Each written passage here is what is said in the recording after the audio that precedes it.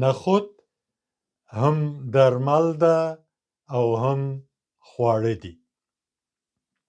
له ډېرو پخوا زمانو نه زموږ او تاسو په ټولنه کې نخود یا په ځانګړې توګه جدا توګه پخېدل او خوړل کېدل او یا ګډ له نورو خوړو سره، لکه په شوروا کې یا مثلا شور نخود له چکني سره، او یا هم لوبیا او نخود، او یا هم مثلا سبزي پالک له نخودو سره، او یا هم کله نخود جوشېدل او اوبه یې څښل کېدې. دا خواړه له پخوا زمانې نه خوړل سوي او خوړل کېدل. ولې نخود کومې ګټې لري، کوم مواد لري په ځان کې او زموږ بدن ته څه ګټې رسولی سي. تاسو ته په دې هکله په دې ویډیو کې معلومات وړاندې کوم.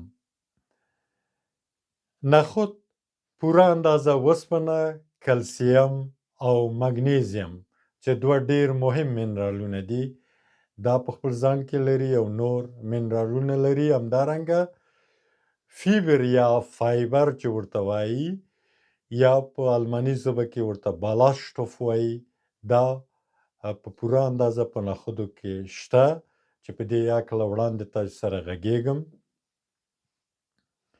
یو بله ماده چې د فولیک اسید ورته وایي په طبابت په ژبه، دا په نخودو کې شته چې د موږه د بدن د وینې جریان ډېر ښه ساتي او د موږه زړه نه پرېږدي چې په ناروغیو اخته سي. لچتین یو بله ماده ده چې هغه په نخودو کې شته چې دغه ماده د موږ د مغز فعالیت ښه تنظیموي، د موږ د مغز فعالیت ته کومک کوي. همدارنګه د موږ د ځیګر د ناروغیو په درملنه کې لکه د سیروز د ناروغۍ او د هپاتیتیس د ناروغۍ په درملنه کې موږ سره په کافي اندازه مرسته کوي. نخود په پوره اندازه پروتین او کلسیم لري. هغه کسان چې غوښې نه خوري او ورته ویګیتار خلک وایي، دغه خلکو ته نباتي پروتین رسوي، یعنی دوی له نخودو نه کافي اندازه پروتین ځان ته اخیستی سي. همدارنګه هغه میندې چې ماشوم ته شیدې ورکوي د هغوی لپاره پوره کلسیم رسوي او د شیدو په زیاتوالي کې پوره برخه اخلي. او ضمناً دغه کلسیم چې په نخودو کې شتون لري دا زموږ د هډوکو په ټینګوالي کې پوره برخه اخلي او نه پرېږدي چې موږ د هډوکو په یو ډېره خرابه ناروغتیا باندې چې هغه ته په طبابت کې اوستوپوروزې وایي، په هغه باندې موږ اخته سو. د دې مخنیوی کوي. همدارنګه په نخودو کې موږ مخکې وویلې چې په کافي اندازه فیبر یا فایبر وجود لري یا بالاشتوف وجود لري. دا بالاشتوف موږ ماړه ساتي.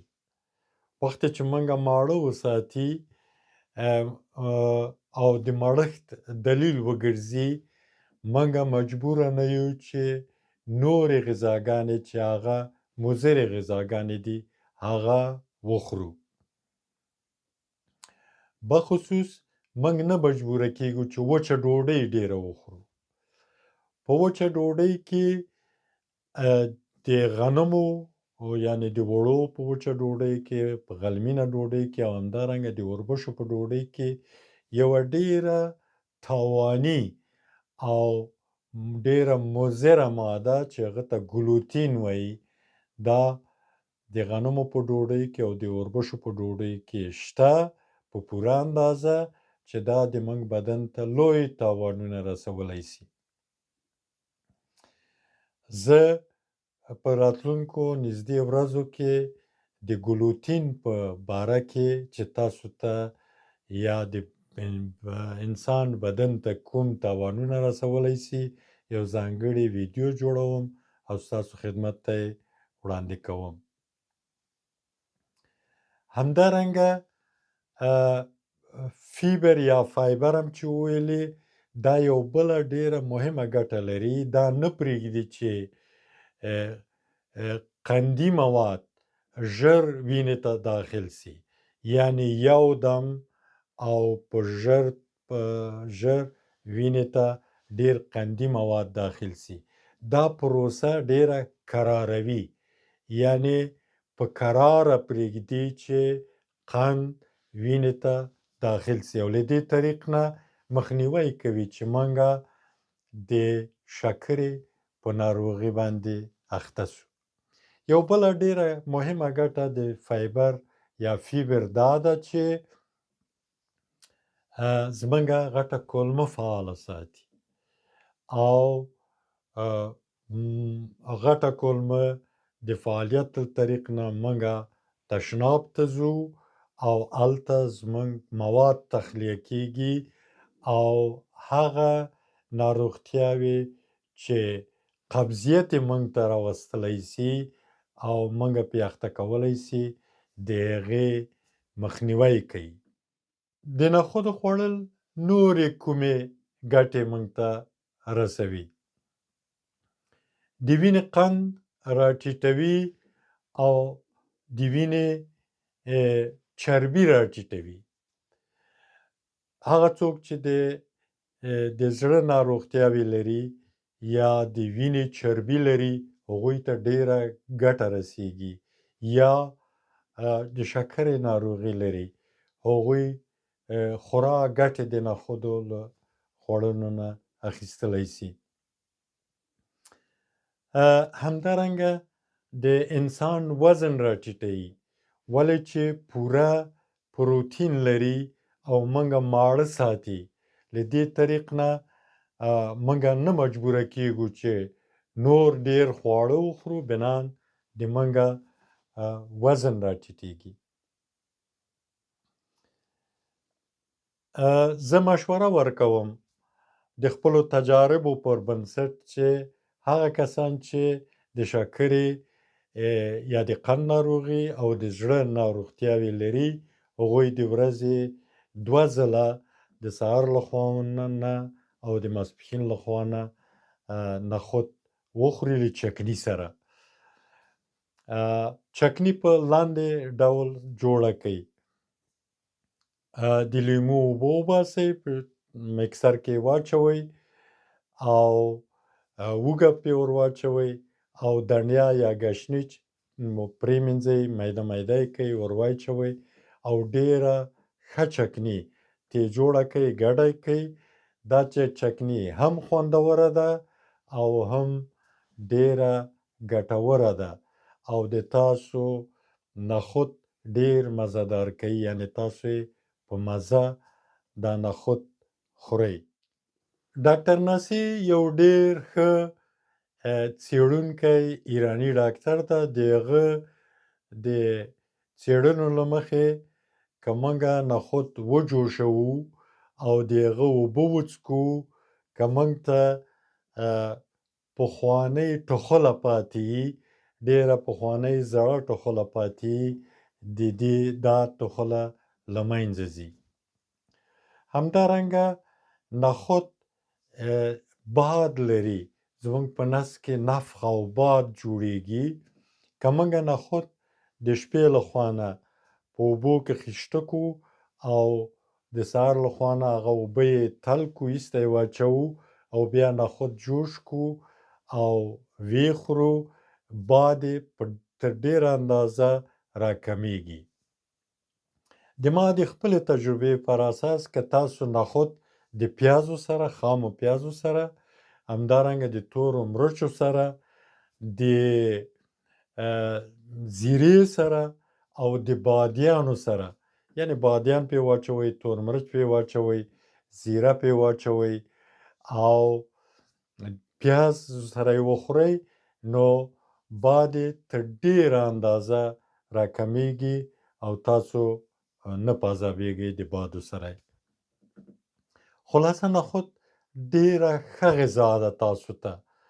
تاسو ماړه ساتي، د تاسو وزن راټیټوي، تاسو هغه ناروغتیاوې چې مخکې مو نوم واخیست د هغې مخنیوی کوي یا یې که ولرئ د هغه په تداوي کې تاسو سره مرسته کوي.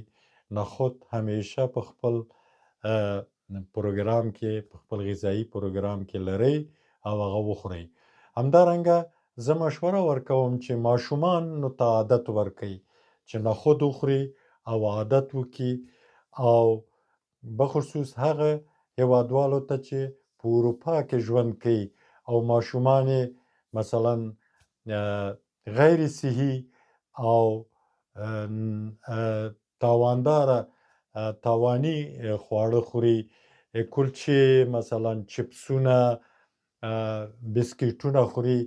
دا غذاوې ماشومانو ته ډېر تاوان رسوي، هم غټانو ته هم ماشومانو ته.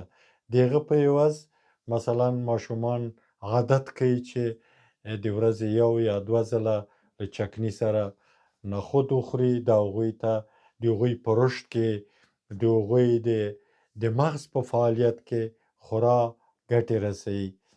دا کار تاسو وکړئ.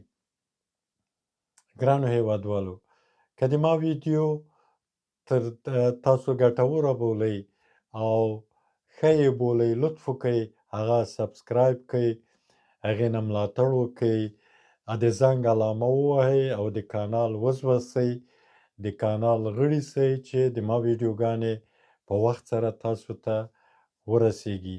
راتلونکې ویډیو همداسې مې چې تاسو ته وعده وکړه د ګلوتین په اړه کې ده چې ګلوتین څه رقم ماده ده او کوم تاوانونه زموږ بدن ته رسولی سي. په پای کې هغه مشهوره خبر چې د موږ په ادبیاتو کې، د وطن په ادبیاتو کې شته چې روغتیا پادشاهي ده او ساتنه یې پر موږ واجب ده. دا خبره مه هېروئ او بېوزلو، فقیرو او هیوادوالو ته او یتیمانو ته کومک او مرسته لطفا مه هېروئ. تاسو له مهرباني نه او توجه نه ډېره مننه.